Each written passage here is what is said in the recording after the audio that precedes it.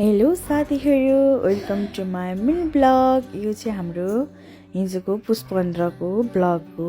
हामी चाहिँ सानोलाई लिएर खेल्न गएको थियौँ। सुर्खेतमा नयाँ खोलेको छ नि त जम्पिङ पार्क भन्ने, हामीहरू त्यहाँ गएको थियौँ सानोलाई लिएर। सानो त देखेन, सायद यति खुसी नि खेल्ने ठाउँ पाएपछि केटाकेटी किन खुसी त अनि त्यहाँ चाहिँ बाबा छोरी खेल्दैछन्। म चाहिँ ब्लग स्टार्ट गर्दैछु।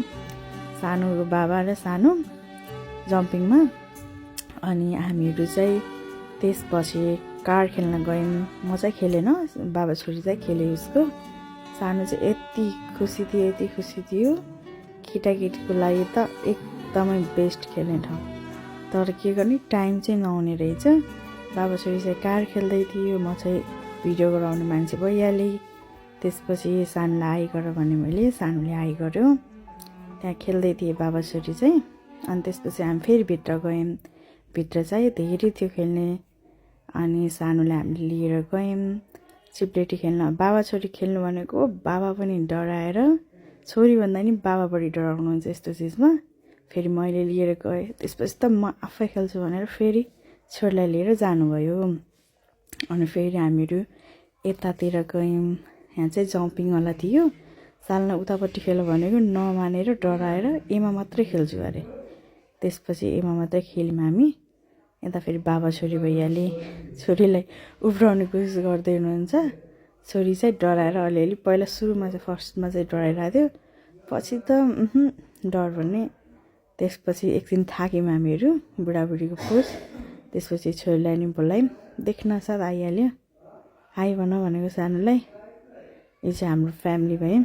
पुस 15 को रमाइलो। पिकनिक खान जानु नपाए नि सानोलाई यसो घुमाउँदैन मात्रै। सानोको बाबा फेरि सुरुमा फर्स्टमा डराइराख्नु भएको थियो, पछि त सानोको बाबा पनि चिप्लेटी खेल्नमा खुसी। बाबा छोरी सानोले सिकाउनु पर्थ्यो हो कि न सानो। त्यसपछि सानोलाई पोज देऊ त भन्नु, छोरी त गायब, खेल्नमा व्यस्तै छोरी त। अनि त्यसपछि छोरी त्यही मात्रै खेल्थ्यो, अरू चाहिँ नखेल्ने अरे, चिप्लेटी मात्रै।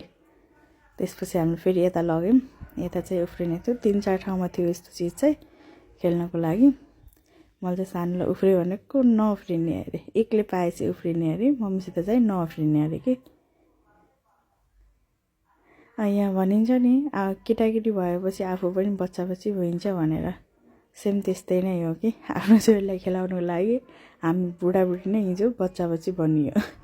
म पनि उफ्रिन लागेँ एकछिन चाहिँ, लोटेर हाँस लाग्यो, लाज पनि लाग्यो। त्यसपछि फेरि यतातिर उफ्रिएँ।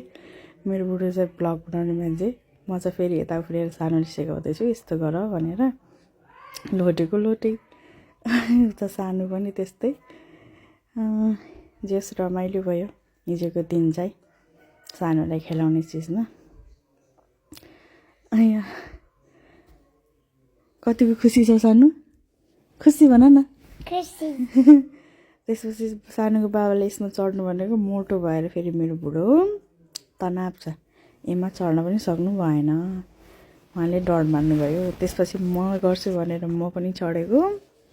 आफूलाई पनि डर लाग्दो रहेछ, हामीले नजानेर हो कि बस्न नजानेर हो कि हुँदै भएन मेरोबाट पनि। त्यसपछि मैले पनि छोडिदिएँ, लाज हुन्छ भनेर। केटाकेटी मजाले खेलेको थियो, हामी बुढाबुढीले चाहिँ यो खेल्न सकेनौँ। सानोलाई खेल भनेको फेरि मेरो छोरी डर मानेर एकदमै, बाबाले चाहिँ छोरीलाई एमा खेलाउने भन्दै हुनुहुन्थ्यो, छोरी चाहिँ नो, एमा चाहिँ नखेल्ने अरे, अरू चाहिँ खेल्ने, एमा चाहिँ नखेल्ने अरे। यहाँ छोरीलाई लिन जानुभएको, छोरी चाहिँ एमा नखेल्ने भनेर भागेर आइरहन्। यहाँ त्यसपछि बुढाबुढी हामी थाक्यौँ छोरीलाई खेलाउँदै। हाम्रो टाइम पनि सकिसक्नु लागेको थियो, जम्मा 1 घन्टाको टाइम थियो। यहाँ टाइम जानुभन्दा अगाडिको यो चाहिँ हामीले अब लास्ट टाइम फेरि छोरीलाई 1 राउन्ड खेलाऊँ भनेर चाहिँ म र छोरी फेरि खेल्यौँ एकचोटि।